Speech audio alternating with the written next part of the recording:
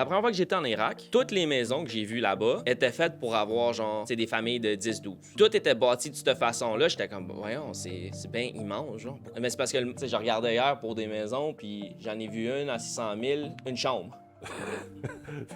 Ça n'a pas de sens. Comme l'idée à l'arrière, c'était pas d'enfants, mais 600 000...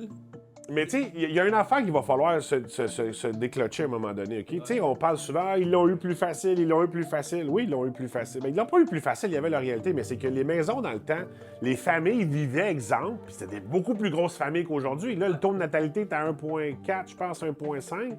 Dans le temps, c'était.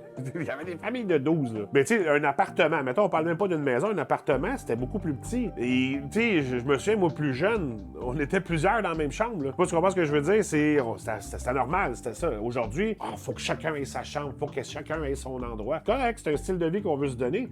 Mais comme tu viens de me dire, en Irak, avant, c'était ça ici, là. Tout le monde vivait, on était plus, les familles étaient plus grosses, puis on avait plus petit. Mais là, plus que ça l'a été, le pied carré moyen par famille a considérablement augmenté et les familles ont de plus en plus diminué, qui fait qu'à un moment donné, ben, c'est plus soutenable. C'est sûr qu'on va aller de l'autre côté. Je parlais avec des promoteurs immobiliers, puis ils me le disaient, ils disaient non, on fait des projets des fois avec la FTQ construction, puis ainsi de suite.